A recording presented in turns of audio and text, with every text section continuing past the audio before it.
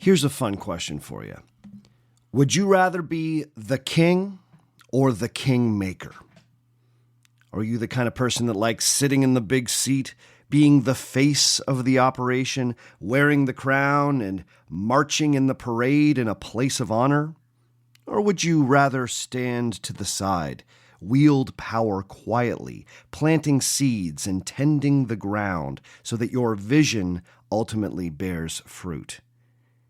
The kingmaker role comes with less fame and accolades, perhaps, but there's a certain type of quiet authority that comes with knowing that you are the power behind the throne. Now, it's perfectly understandable if neither of these roles appeal to you. In fact, that might be very healthy. But this week, we are talking about politics. And in politics, ambition is just part of the water in which we swim. And politics is filled with people who either want to be the king or want to be the kingmaker.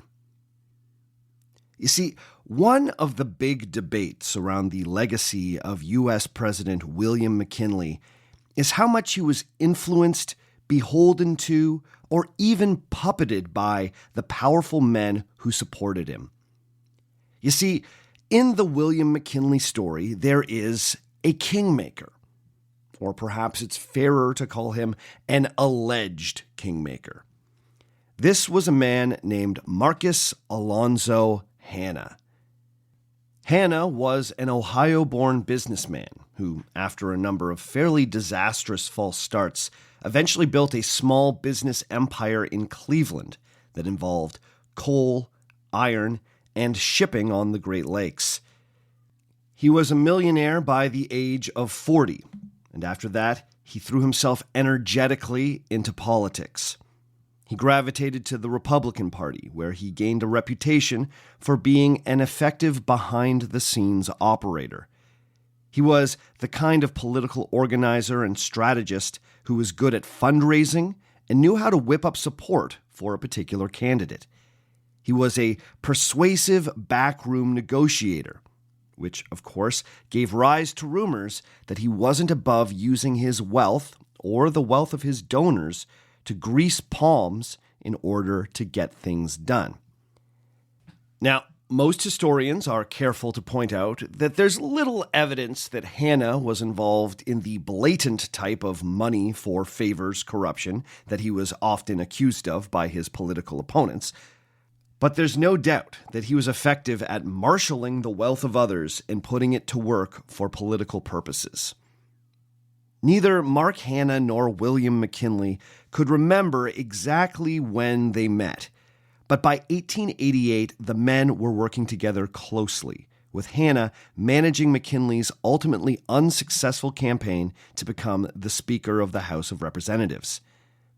This may not have been an auspicious start, but it launched a sturdy political alliance between the two men that culminated in McKinley becoming President of the United States. In many ways, McKinley and Hanna were very different political animals.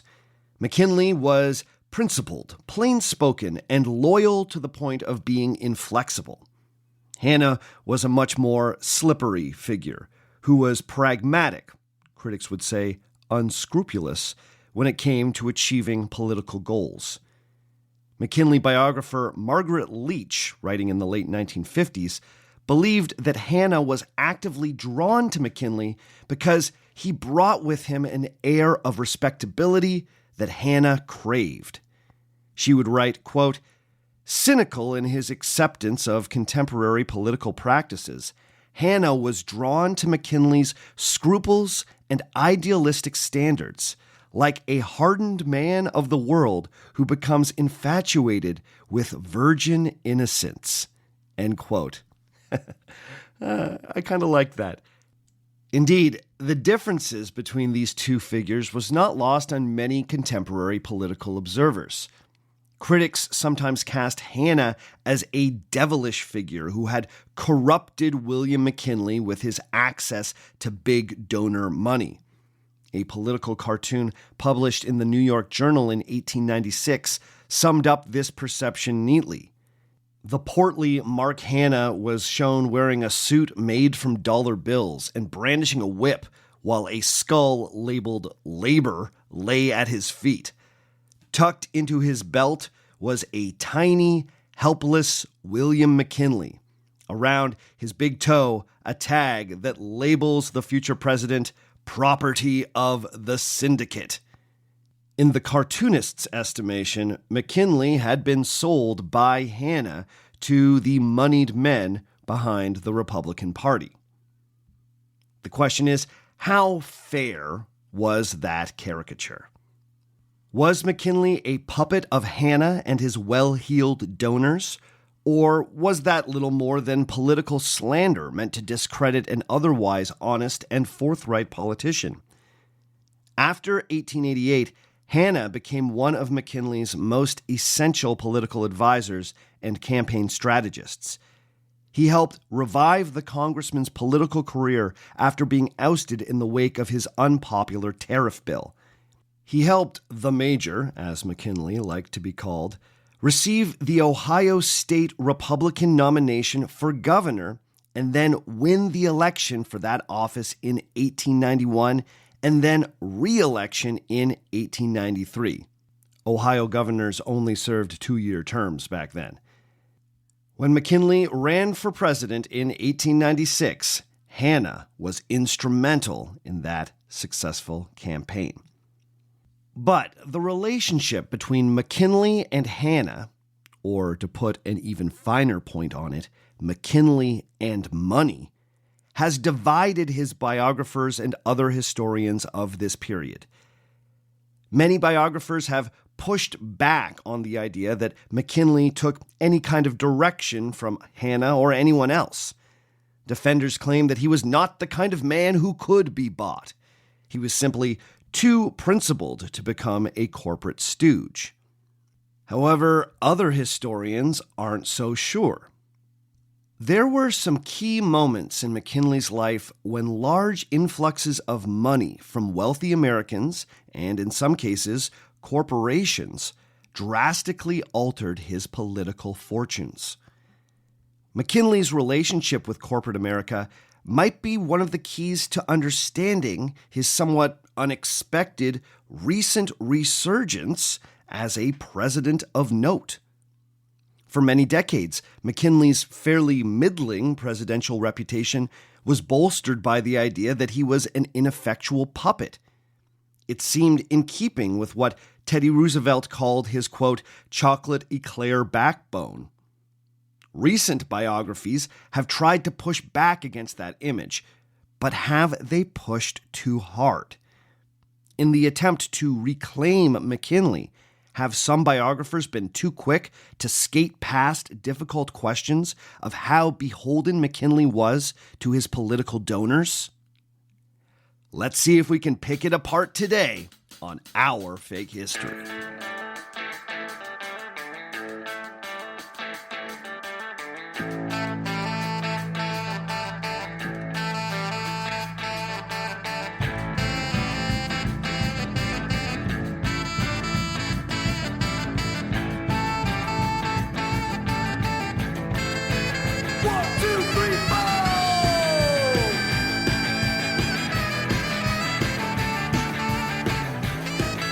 Episode number 231, Why President McKinley, Part 2.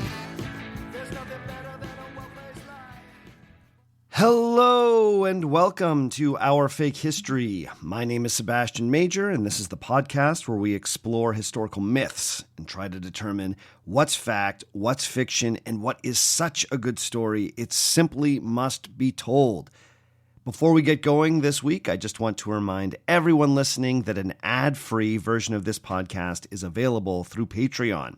Just head to patreon.com/ourfakehistory and start supporting at $5 or more every month to get access to an ad-free feed and a huge list of extra episodes, including the new 2-hour-long patron-requested exploration of the Bronze Age collapse. This podcast keeps on going thanks to the generous support of the patrons. So if you want to support the show and get access to a ton of awesome extras, then please head to patreon.com/ourfakehistory and see what level of support works for you. This week, we are returning to the late 19th century to explore the political career of U.S. President William McKinley. This is part 2 of what is going to be a trilogy of episodes. So if you've not heard part 1, then I strongly suggest you go back and give that a listen now. In the first part, I did my best to explain why the relatively obscure President McKinley deserves the Our Fake History treatment. Like many of you, I was more than a little surprised when McKinley started appearing favorably in speeches made by Donald Trump. When the 47th president declared that Alaska's highest peak was going to be renamed Mount McKinley in honor of the turn-of-the-century commander-in-chief, it was clear to me that McKinley's historical reputation had recently gone through a remarkable transformation. The question was why? Then I learned that one of the most recent biographies of McKinley was written by the controversial Republican political strategist Karl Rove, and a larger pattern started to reveal itself. There seems to be a concerted effort by certain contemporary Republicans to revive McKinley's image. For decades, McKinley was largely written off by historians as a middling, weak-willed president, overshadowed by his successor, Teddy Roosevelt.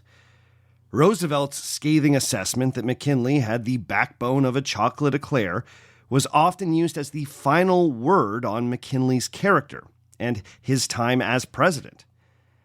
So, while there certainly was room to bring more nuance to the popular understanding of McKinley, it seems curious that modern Republicans like Karl Rove were so enthusiastic about a president who represented a very different version of the Republican Party than the one that exists today. It was only after spending quite a lot of time reading about McKinley that his appeal to recent biographers became clearer to me. In part 1 of this series, we looked at McKinley's early life in Ohio and explored his origins in a family composed of both wealthy industrialists and committed anti-slavery advocates. We saw how he made a name for himself as an officer in the Union Army during the Civil War and earned the rank of brevet major, which is why friends and admirers took to calling McKinley the Major. From there, we saw how McKinley parlayed a successful legal career in Canton, Ohio, into a political career as a Republican Ohio congressman. As we explored in the last episode, part of the reason McKinley has been back in the news is that as a congressman, he was a loud proponent of protective tariffs. As it turns out, tariffs were just as controversial in the 1890s as they are now. At the peak of his congressional career, McKinley became the chairman of the House Ways and Means Committee, and in that role helped author one of the most expansive packages of tariffs in the nation's history.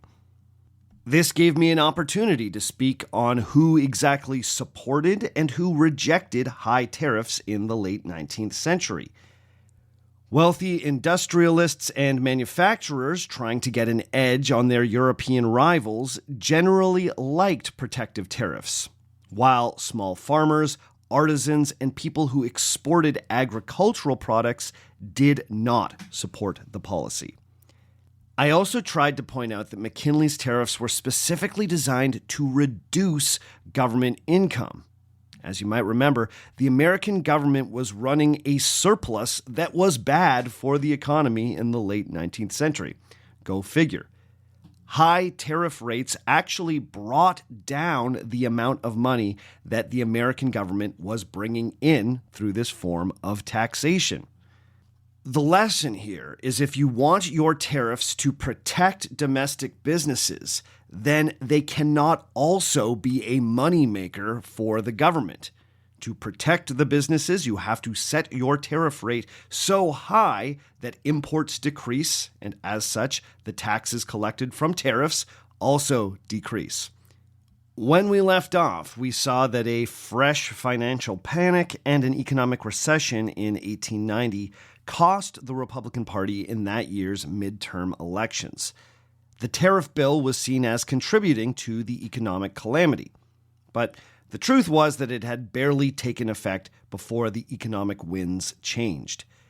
The tariffs neither saved the American economy nor did they stem the coming depression. The tariffs were a mixed bag at best. Assessing just how successful William McKinley's tariff policy was is tricky because so much of his bill was later revised, Republicans would say watered down, by the successive Democratic Congress. So, with that in mind, any grandiose claims that tariffs made America very rich in the 1890s should be taken with a healthy dose of salt. But while I wanted to use this series to better put the tariff issue into historical context, I don't think the recent fascination with William McKinley can entirely be explained by the misunderstanding, or perhaps cynical oversimplification, of his tariff policies. I believe that part of that has to do with what Warren Zimmerman calls the, quote, tantalizing enigma of William McKinley. The word many biographers use to describe McKinley's personality is stolid. That's a slightly old-fashioned piece of vocabulary that means calm, dependable, and showing little emotion or animation. Someone less kind might even call McKinley boring. Interestingly, this became a key part of his political brand. He presented himself as a reasonable, thoughtful man who was principled without being overly ideological. In certain political cycles, being the boring but presumably safe choice can pay dividends. But this means that it's easy to project onto William McKinley whatever you want. His stolid personality and political style have left room for various generations of historians and biographers to fill in the blanks. Through McKinley, you can tell a story about America embracing its role as an economic powerhouse and an honest-to-goodness imperial world power. McKinley can be cast as the steady hand at the wheel who helped America through its growing pains to emerge as a superpower ready to challenge the European empires for world hegemony. Or, McKinley could be presented as a man out of his depth, swamped by the money of America's corporate oligarchs, and unable to resist the forces hungry for war and the fruits of empire. A given biographer's feelings about imperialism, American overseas acquisitions, and the role of money in politics will deeply affect how he or she presents William McKinley. When it comes to how McKinley first became president of the United States in 1896, you can really see the differences in the sources. So, as we go, I'm going to do my best to highlight those differences in the various histories that I have read. So, let's jump back into the William McKinley story and see what we can learn about his road to the White House.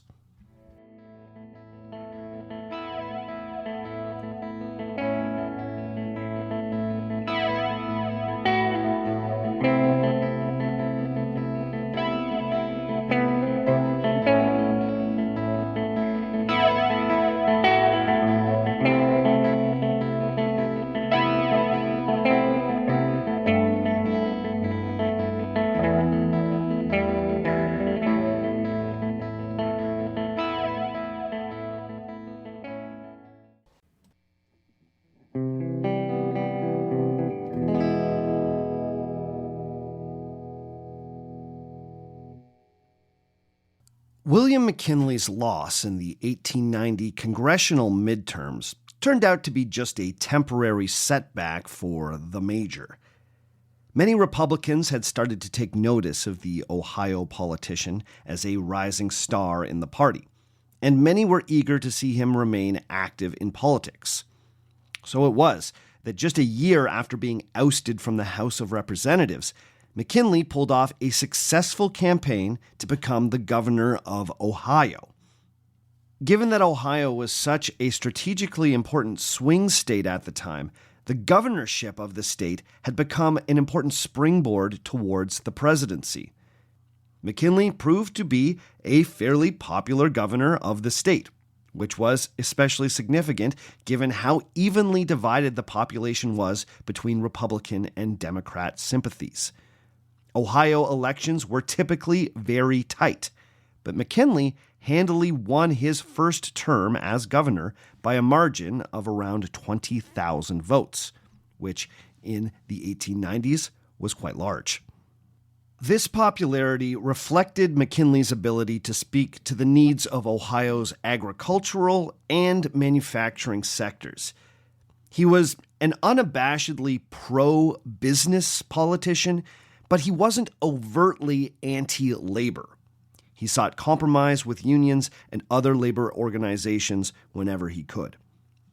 However, just before seeking re-election in 1893, William McKinley found himself embroiled in an embarrassing financial debacle. In that year, one of McKinley's old friends, an industrialist named Robert L. Walker, got himself into a financial disaster which nearly swallowed McKinley. You see, Walker had been an early supporter of William McKinley's political career. He had helped pay for McKinley's studies at Albany Law School and had contributed a healthy $2,000 to each of McKinley's congressional campaigns. As such, the major felt obligated to help his friend out when he got into some financial trouble. This started with McKinley co-signing a number of loans for Walker. However, Walker got himself terribly overextended and started presenting McKinley with documents that he said were routine loan extensions that he needed McKinley to sign off on. But it turned out that this was a bit of a scam. The overly trusting McKinley didn't realize that he was actually signing what were known as notes in blank, which allowed Walker to borrow more money with McKinley signed on as the guarantor. In 1893, yet another financial panic swept through the United States, plunging the economy into an even deeper depression. This proved to be the financial death blow for Walker, who declared bankruptcy, leaving McKinley holding the bag for all of his bad debts. When it was all tallied, it was determined that William McKinley was on the hook for over $130,000, which would be the equivalent of owing $3.5 million today. This was roughly 3 times more than McKinley's net worth and could have ruined him. But the major was saved, or rather, his political career was saved by a coterie of wealthy friends and a handful of American businesses. You see, McKinley could have resigned as governor and, as biographer Robert Mary puts it, quote, addressed the financial crisis without much exertion by abandoning politics and becoming a railroad lawyer or joining a prestigious law firm in New York or Chicago, end quote. McKinley needed outside help only if he was going to remain a politician, and there were clearly many people who wanted him to stay in politics. Specifically, the Cleveland lawyer Myron Herrick, the Chicago businessman and newspaper publisher Herman Colsatt, and McKinley's wealthy strategist Mark Hanna. These 3 men directed his rescue. They created a trust that bought up all of McKinley's bad debt to insulate the McKinleys and protect the family assets from being seized. Then they set out to collect money from anyone who felt obliged to help out one of the Republican Party's most popular governors. There were some average Americans who felt like kicking in, but as biographer Scott Miller puts it, quote, the power brokers ultimately saved him, end quote. For instance, the Illinois Steel Company contributed $10,000 to the trust. Charles Taft, owner of the Cincinnati Times, gave $1,000. Steel magnate Henry Clay Frick contributed $2,000.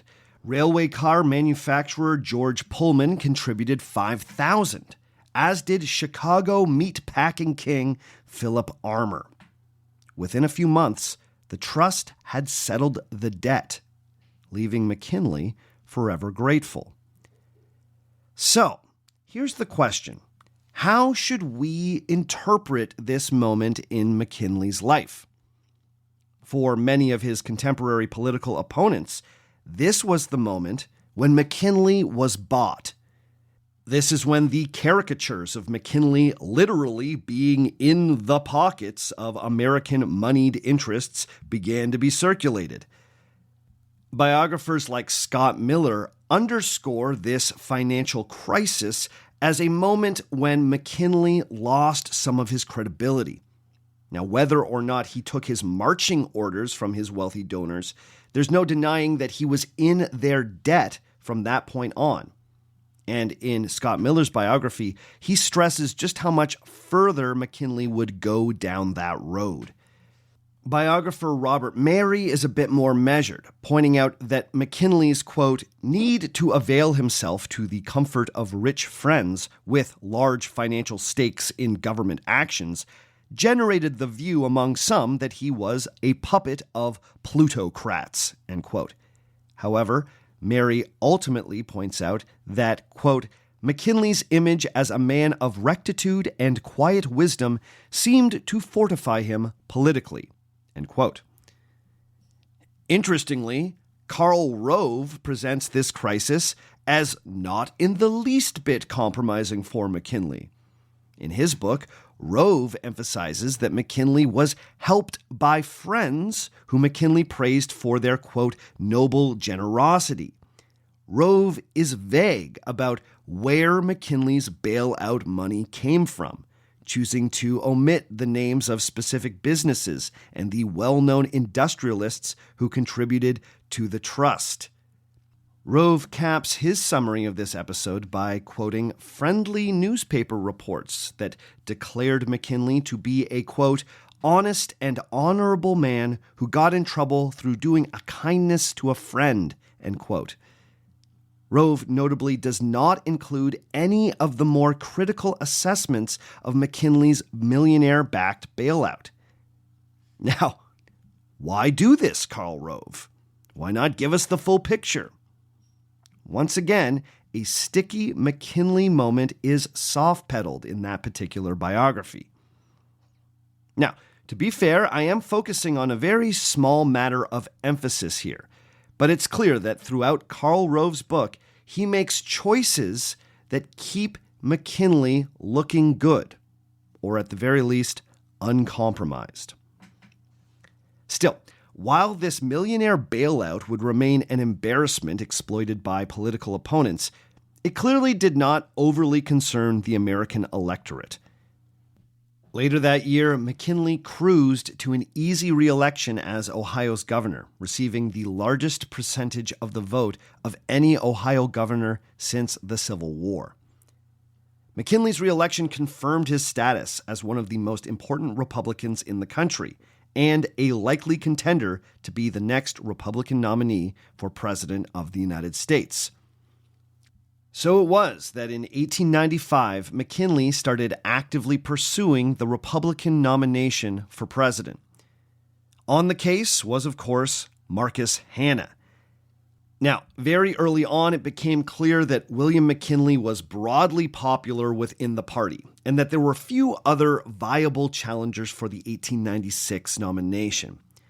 This meant that McKinley didn't have to play ball with the so-called Republican Party bosses.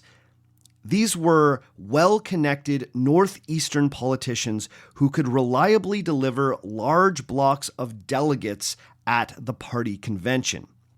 Typically, if you wanted to win the nomination, you needed to make a deal with these bosses.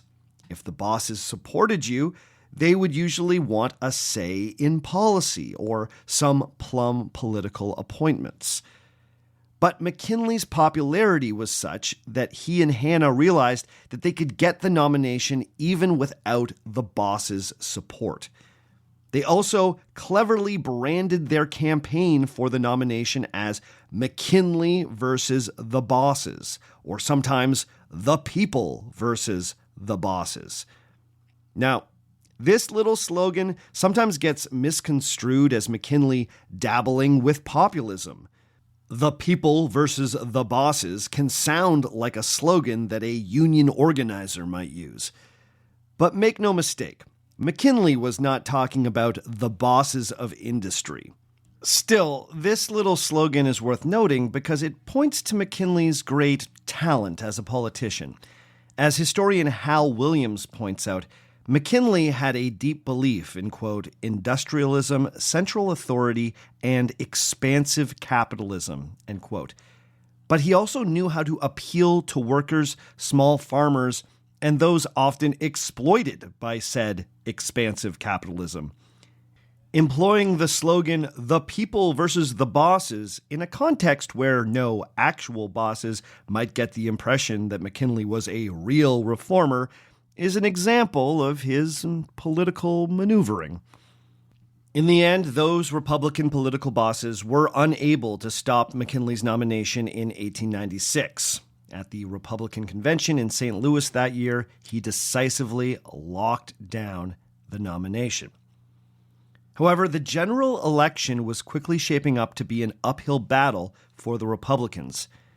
America was once again in the grips of an economic depression. This had only gotten worse under the presidency of the Democrat Grover Cleveland, which at first seemed to bode well for the Republicans. When things go bad under a Democrat, usually the Republicans reap the political benefits. But in the context of these tough economic times, a long simmering debate around monetary policy was about to become the defining election issue. It would remake America's political fault lines and would fracture party unity among both the Democrats and the Republicans. The debate was around American currency. Now, forgive me if 19th century monetary policy is very much your jam, because I'm going to try and keep this explanation of a very complicated issue as concise as I can. Ever since the Civil War, the United States had been tinkering with its money supply, sometimes favoring gold coins and bills that could be redeemed for gold, known as the gold standard, and sometimes issuing currency as silver coins and making bills redeemable in that metal. At other times, like during the Civil War, the Treasury just printed greenbacks that were not necessarily connected to either metal. The gold standard tended to be favored by bankers, industrialists, and people who held a lot of wealth. Keeping American dollars pegged to gold kept their value stable, and it also helped resist inflation. However, it also kept the money supply tight, as the amount of cash in circulation could not outpace the amount of gold needed to back it up. So when a depression hit, like in the mid-1890s, you could get a situation where deflation occurred.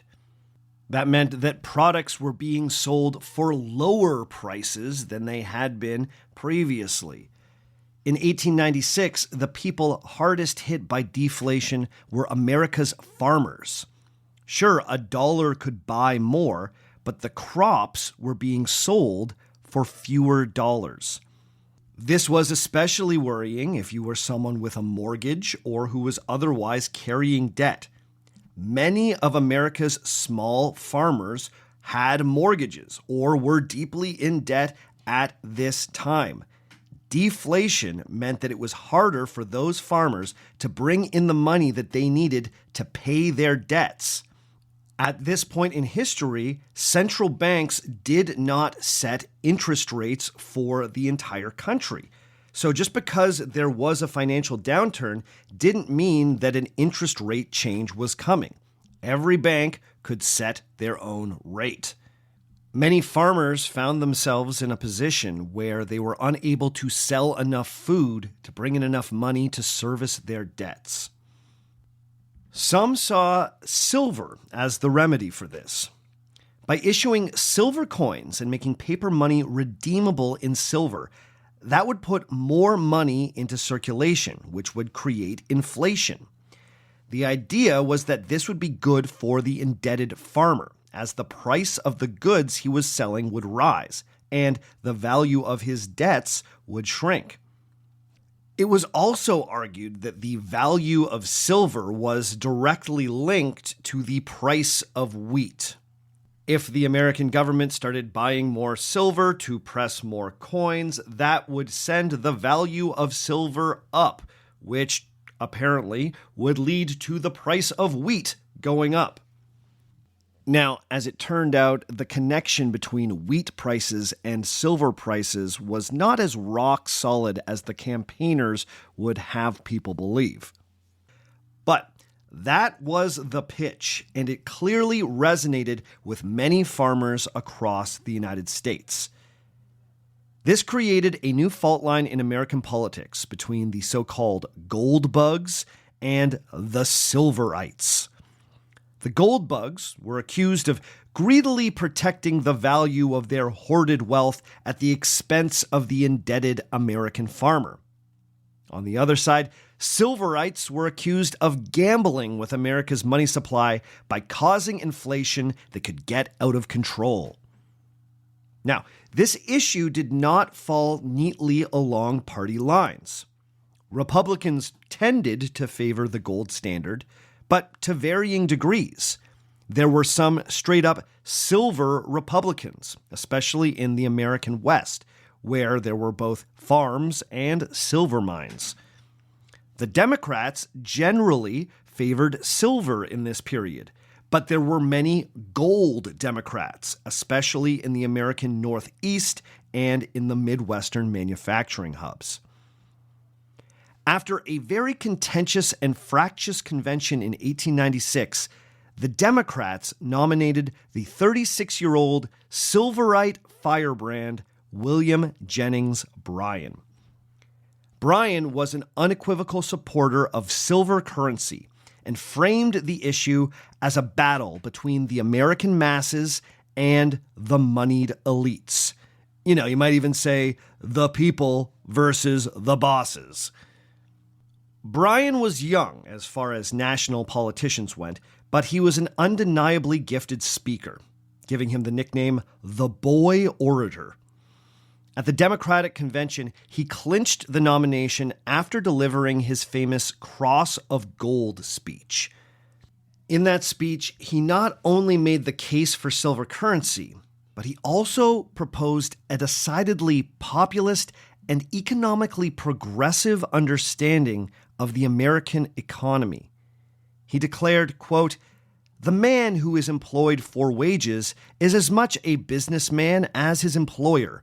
The farmer who goes forth in the morning and toils all day, who begins in spring and toils all summer, and who by the application of brain and muscle to the natural resources of the country creates wealth, is as much a businessman as the man who goes upon the board of trade and bets upon the price of grain. The miners who go down thousands of feet into the earth or climb 2,000 feet upon the cliffs and bring forth from their hiding places the precious metals to be poured into the channels of trade are as much businessmen as the few financial magnates who, in the back room, corner the money of the world." End quote. Without quoting any socialist thinkers, Bryan was making the case that wealth came from labor. He then brought the speech to a climax by saying, quote, "You shall not press down on the brow of labor this crown of thorns.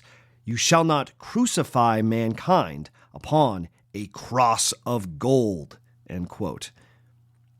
The effect of the speech was apparently so overwhelming that he overcame the holdouts at the Democratic Convention and secured the nomination. The speech was widely considered one of the greatest pieces of oratory from the 1890s. It was reprinted and widely distributed throughout the United States, giving Bryan an early edge in the general election. Now, if I may editorialize, the William Jennings Bryan part of this story, I think, helps us understand why some biographers see this moment and this election as so pivotal. As I mentioned in the last episode, the 19th century Republican and Democratic parties did not neatly map onto what we would consider the left and right of the modern political spectrum. But 1896 is a bit of an inflection point. The nomination of Bryan saw the Democratic Party embrace a decidedly bottom-up understanding of how wealth was generated. The Republicans, at least in 1896, firmly rejected this. In this way, both major American political parties started gravitating towards different ends of the political spectrum. You could argue that our modern dynamic starts here. When the early polls came back after the Republican and Democratic conventions, it seemed like Bryan had an early edge in the contest for president. He was a persuasive speaker with a dynamic presence. The silver issue was also clearly resonating with many Americans, especially in crucial swing states like McKinley's Ohio and other parts of the Midwest. McKinley was also slow out of the gate and was not particularly interested in talking about the currency issue. In truth, he found the currency debate divisive and seemed genuinely unsure if a pure gold standard or some kind of gold-silver compromise was the best way forward. One gold-supporting magazine openly lamented that, quote, "McKinley's character is vague, and so little forecast of what he is likely to do can be got from either his career or language, that a good deal of uncertainty must mark the first year or two of his administration," end quote. Despite the excitement in the electorate over the gold versus silver issue, McKinley really did not want to talk about it. Instead, he wanted to make the campaign about his favorite issue, tariffs. It was in this context of wanting to avoid the key campaign issue that he uttered his famous line, quote, "I'm a tariff man standing on a tariff platform," end quote. He followed that by saying, quote, "This money matter is unduly prominent. In 30 days, you won't hear anything about it," end quote. He would be wrong about that. When the 1896 campaign started, McKinley was down in the polls. The Democratic candidate was a young, energetic campaigner for the little guy who was delivering speeches to massive crowds around the country. McKinley, on the other hand, didn't want to leave Canton, Ohio, and was stubbornly insisting that this election needed to be about tariffs. So, how the heck did this guy win? Well, let's take a quick break, and then we'll find out.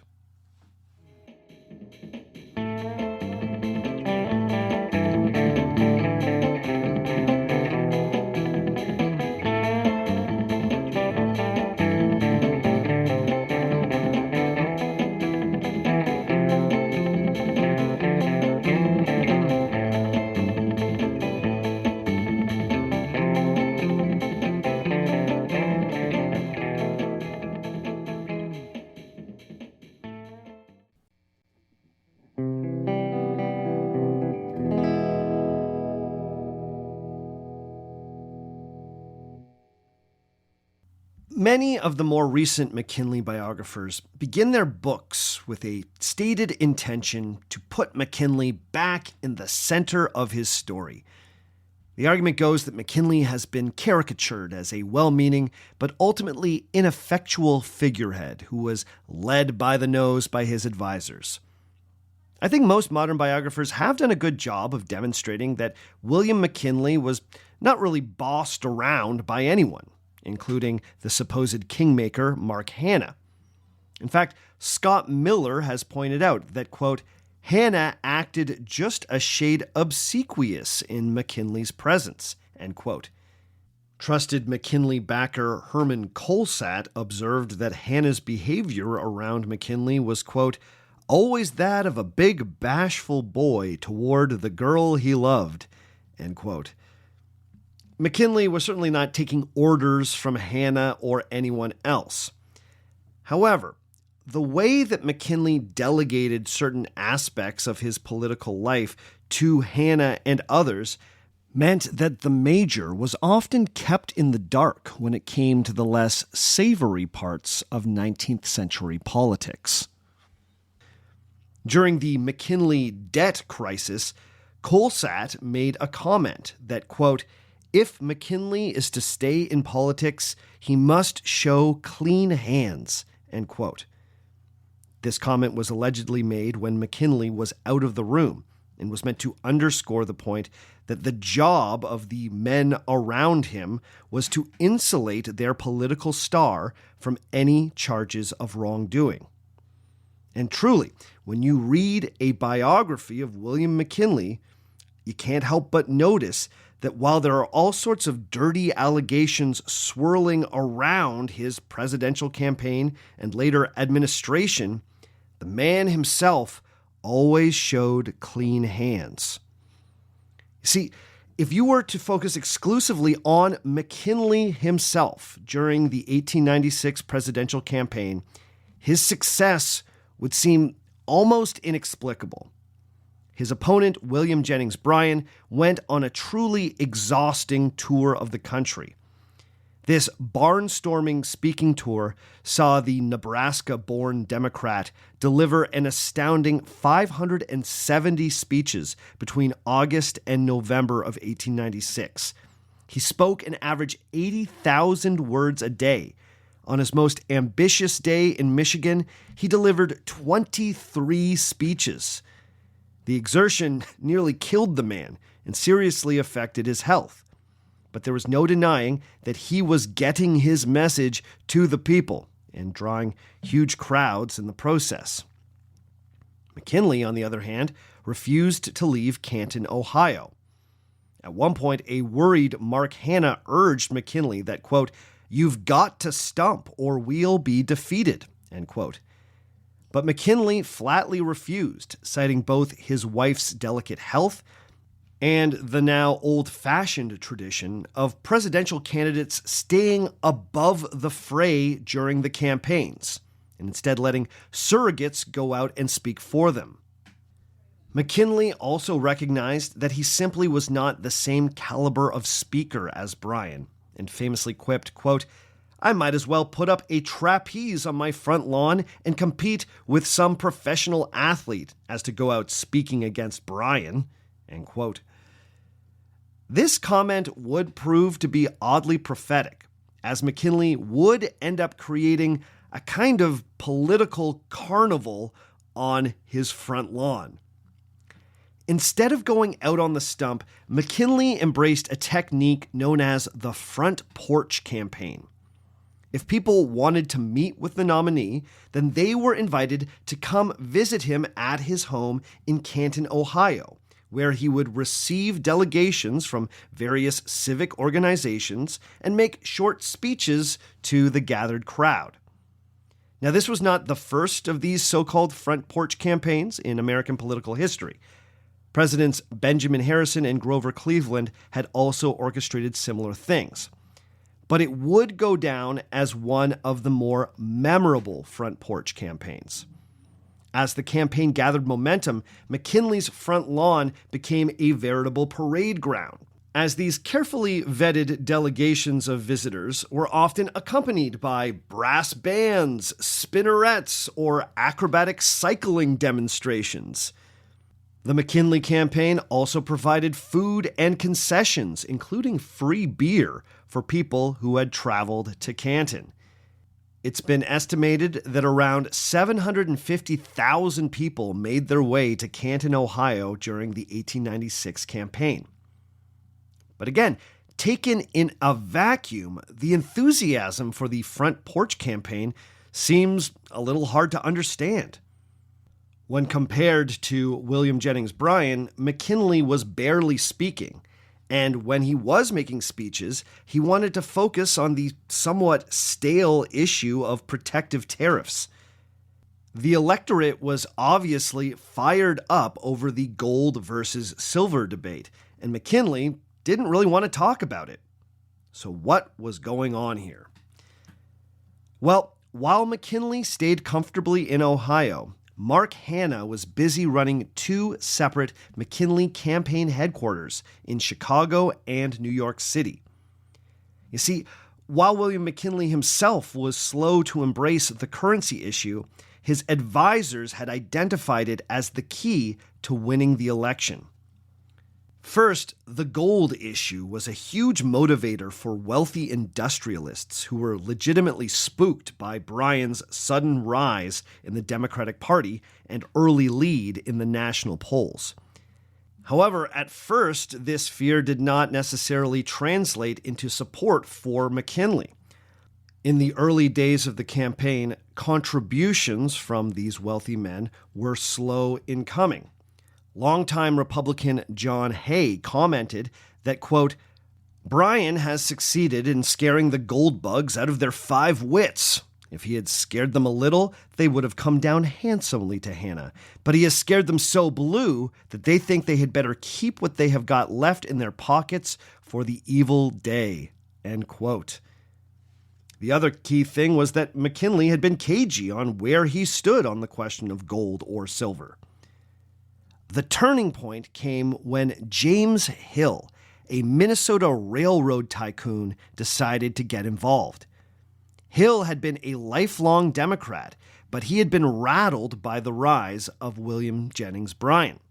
Not only was Hill, like most wealthy railroad men, a believer in the gold standard, he was more concerned by Bryan's appeals to a working-class consciousness. Beyond his worries about the inflationary effects of silver, Hill did not appreciate his class, the owner class, being castigated as greedy exploiters, crucifying the common man on a cross of gold. It was Hill who reached out directly to Hanna and pledged his services to the McKinley campaign. What exactly would Hill be doing? Well, he would be getting the richest men in America and their corporations to make the biggest contributions to an American political campaign to that point in the nation's history. In August of 1896, Hill and Mark Hanna made a tour of Manhattan, stopping at the homes and business offices of many of America's most powerful businessmen and corporations. According to historian Scott Miller, their pitch to these titans of industry was less about McKinley and more about stopping the silver movement. William McKinley was clearly not enthusiastic about making his campaign all about the gold standard. But Hanna and Hill presented McKinley in the New York boardrooms as an unambiguous gold man who would protect the interests of America's corporations. Historian Scott Miller points out that, quote, even more pivotal was Hill's reputation as a devout Democrat. When he and Hanna appeared in corporate boardrooms, they represented more than the pleadings of the Republican Party. It was a bipartisan effort to fight the silver movement, end quote. Once the big players like J.D. Rockefeller, J.P. Morgan, and Cornelius Bliss were on board, much of the rest of the American business community followed suit, often at the urging of these powerful men. It was reported that Cornelius Bliss went door to door in Lower Manhattan, calling on wealthy friends to support the Republican cause. J.D. Rockefeller's Standard Oil contributed $250,000 to the campaign, with Rockefeller himself pitching in $2,500. Banker J.P. Morgan contributed another $250,000. A group of railroads brought in $174,000. Once again, the Chicago meatpacking interests showed up for McKinley, contributing $40,000. Many banks and trusts signed agreements with Mark Hanna, whereby they would contribute 0.25% of their overall capital.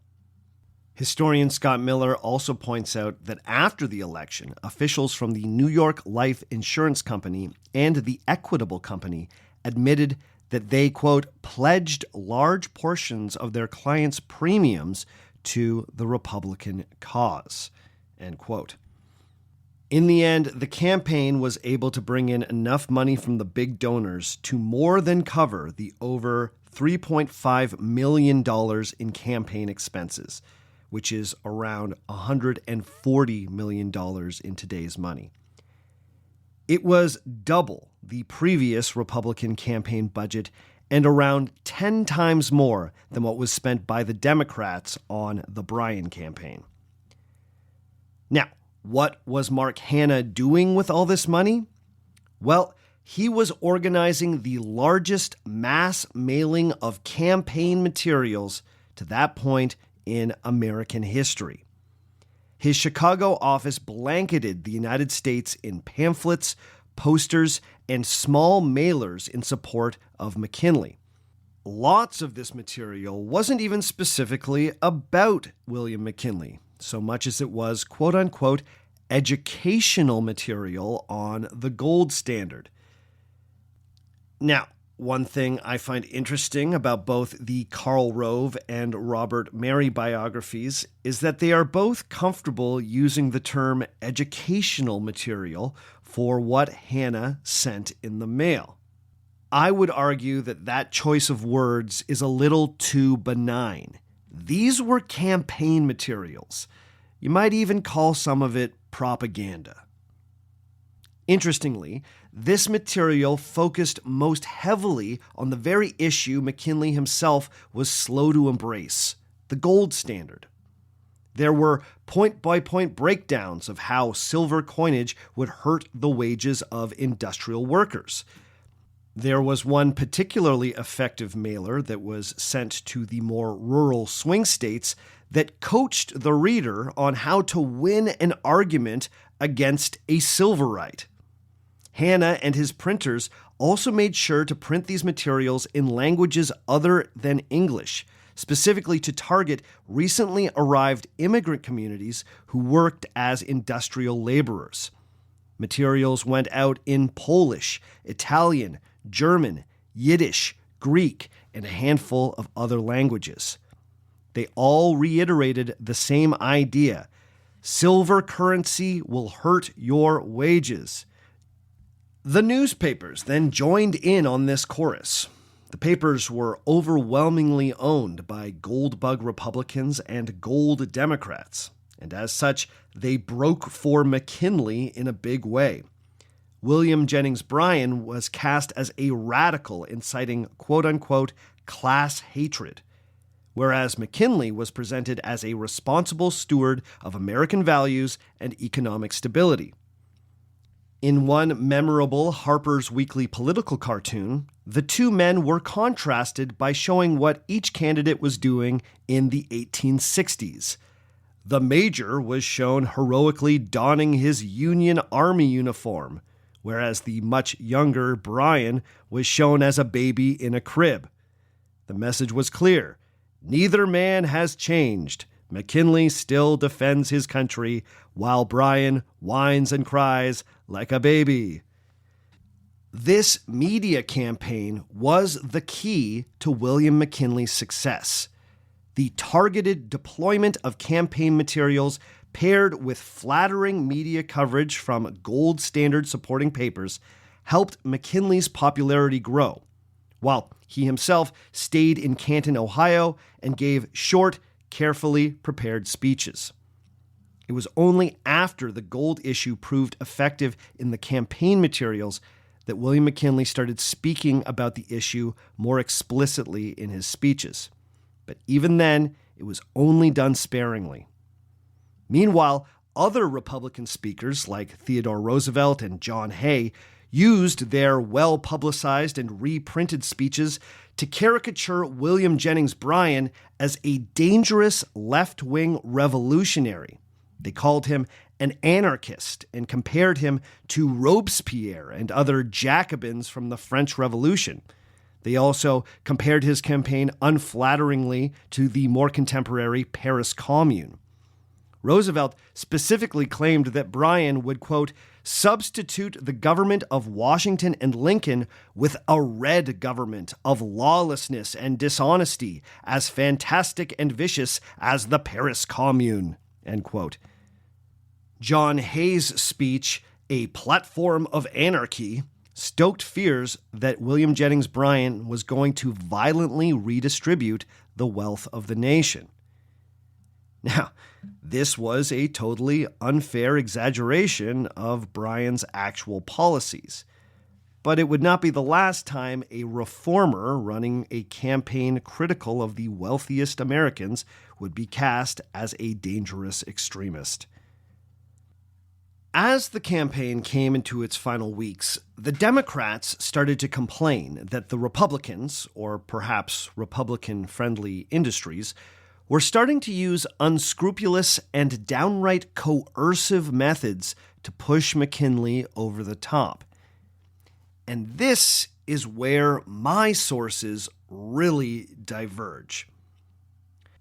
After the election, the chair of the Democratic National Committee, Senator James K. Jones, wrote that, quote, the result of the election was brought about by every kind of coercion and intimidation on the part of the money power, including threats of lockouts and dismissals and impending starvation, by the employment of by far the largest campaign fund ever used in this country, and by the subordination of a large portion of the American press, end quote. Now, was this true? Did this election hinge on threats of lockouts, dismissals, and starvation? Well, there were accusations from all around the country that businesses were actively cajoling their employees to vote for McKinley, in some cases suggesting that employees would lose their jobs if the Republican was not elected president. Now, the books I have read on this topic say wildly different things about this, so this is worth focusing on. First, the biographer Robert Mary says nothing about this at all, which I found strange because his biography of McKinley seemed relatively balanced and comprehensive. To not even mention that there were accusations of coercion by Republican businesses seems like a huge oversight. You might say that the accusations of coercion are conspicuous by their absence. Karl Rove, on the other hand, mentions that there were accusations, but pointedly says this, quote, the accusations were groundless until one St. Louis department store fired a dozen employees for campaigning on company time in mid-October. Democrats threatened a lawsuit, the merchant backed down, and the men were rehired, but the damage was done, end quote. So, according to Rove, there was no coercion other than one weird incident in St. Louis.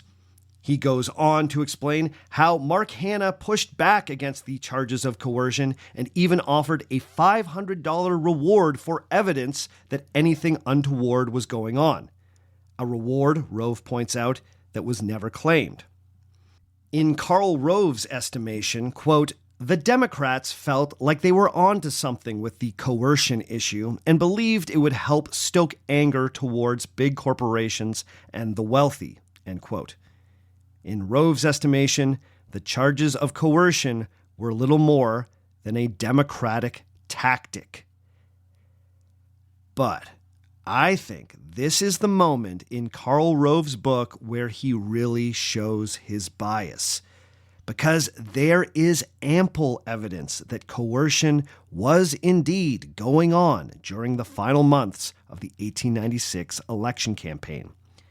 Historians Scott Miller and Hal Williams both attest to this. Williams plainly states that there was, quote, ample evidence confirming the charge, end quote. Now, to really get to the bottom of this, I dug into both of those authors' footnotes, which led me to the 1938 History of the Gilded Age called The Politicos by historian Matthew Josephson. Now, normally I wouldn't cite a source that old, but Josephson really brings his receipts. He supports all of his descriptions of shifty election tactics with contemporary newspaper reports. So, what was actually going down here? Well, the earliest reports come from the more rural swing states. The St. James Gazette reported that in the months leading up to the 1896 election, agents from insurance companies based in New York and Connecticut went door to door in farming communities, quote, informing their debtors that if McKinley were elected, their mortgages would be extended for 5 years at a low rate of interest, end quote. Railroad companies started stuffing notices into pay envelopes, warning employees that their jobs would be in danger if the companies had to, quote, pay bond interests in gold while earning depreciated American money, end quote. Some companies were even less subtle.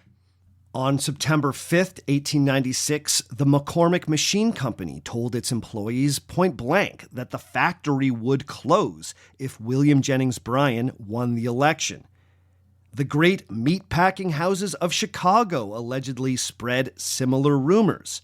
The factories would go down if McKinley did not win. In 1896, William Steinway, the head of the famous Steinway Piano Works, was particularly active in the cause to preserve the gold standard. He was widely quoted in the papers saying to his employees before the election, quote, men, vote as you please, but if Bryan is elected tomorrow, the whistles will not blow Wednesday morning, end quote. All over the country, there were also reports of so-called contingent deals being made with manufacturers. Basically, large orders were placed and were only to be filled on the contingency that McKinley won the election. One of the more blatant examples of this was reported by the Wilmington, Delaware Morning News, who explained that a shipbuilding contract worth $300,000 had been placed with the Harlan and Hollingworth's Company contingent on Bryan losing the election. If Bryan won, the ships would not be built. There's no doubt that big business was doing everything they could to get William McKinley elected. Now, how much did William McKinley know about this personally? It's unclear, and certainly he publicly denied that any type of coercion was going on. And to be fair, these dirty tactics were likely not directed by McKinley, his campaign, or even the Republican Party. These were business owners taking matters into their own hands and trying to put their thumbs on the scales of American democracy. McKinley, as always, showed clean hands. Now, to be clear, I don't want it to sound like there were obvious heroes and villains in 1896. The Democratic Party had its own baggage. It would be irresponsible of me not to point out that the Democratic Party were actively suppressing the votes of thousands upon thousands of Black Americans in the South during this election. Hypocrisy reigned in 1896. But I would argue that if you want to understand how William McKinley got elected, you need to understand the active role that American business took in that endeavor.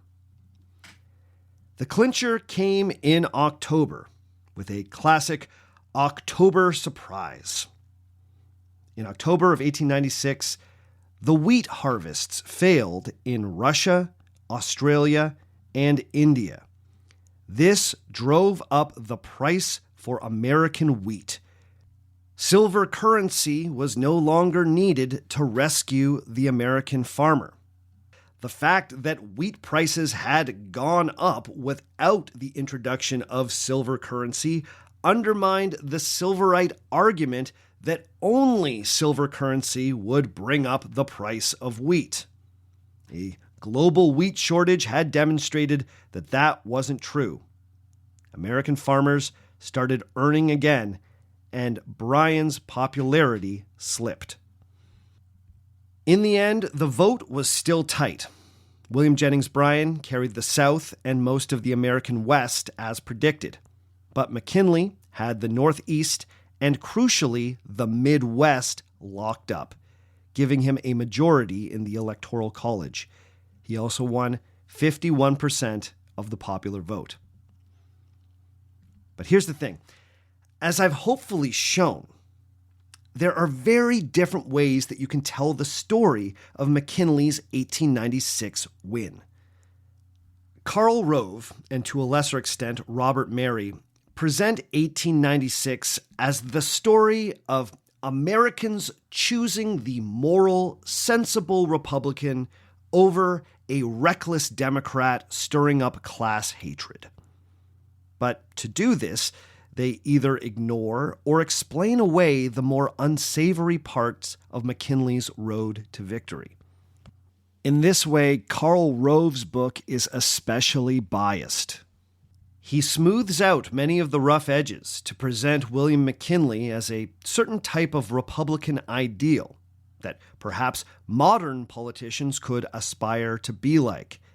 A good man who could make the case to workers that their interests were the same as the interests of their bosses.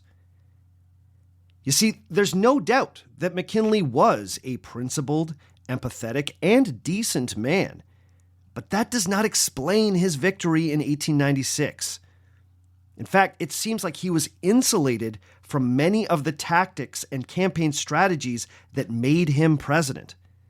To understand 1896, you need to understand how corporate money, printed campaign propaganda, and workplace coercion were used to influence the American electorate.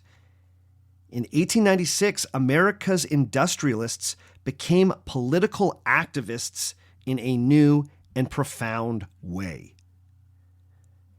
So, that was how William McKinley became president. But how would he act once he had the job? Okay, that's all for this week. Join us again in 2 weeks' time when we will wrap up our look at William McKinley. Before we go this week, as always, I need to give some shout-outs. Big ups to Ben Cohen, to Henry, to Sophia Perez, to Cecilia Sang, to Pete Spearin, to Shaphitis, to Robert Hobbit 5, to Brian Vieira, to Danny Smith, to Dylan White, to Demon Fall Down, to Martin Robistow, to Kyler Moltzan, to Jonathan McDowell, to Orion Gilliam, to Hillix, to Ruby Coffiner, to Proofrock Spoons, to Autumn Rigby, to Dagum, to Craig Harris, to Michael Burt, to Ruru, to David Dibble, to Sydney Steiner, and to P4NU. I don't know what that is. I think you know who you are, P4NU. All of you folks have decided to pledge at $5 or more every month, so you know what that means. You are beautiful human beings. I cannot say this enough. The support of the patrons means everything. Thank you, thank you, thank you for your continued support. I want to give one more reminder that we are going to be doing another Q&A show after this series has finished up. So if you have any questions about William McKinley or anything else, please email them to me at ourfakehistory@gmail.com. And patrons, please use the chat I have set up at the Patreon website specifically about the William McKinley series. Otherwise, you can reach out to me through Facebook, facebook.com/ourfakehistory. You can find me on all the socials at Our Fake History. We're talking Blue Sky, we're talking TikTok, we're talking Instagram. Look for me at Our Fake History and you shall find me. You can also go to the website, ourfakehistory.com. Check out the bibliography and works cited I have there if you're curious about the sources I'm using for this show. As always, the theme music for this show comes to us from Dirty Church. Check out more from Dirty Church at dirtychurch.bandcamp.com. All the other music you heard on the show today was written and recorded by me. My name is Sebastian Major, and remember, just because it didn't happen doesn't mean it isn't real.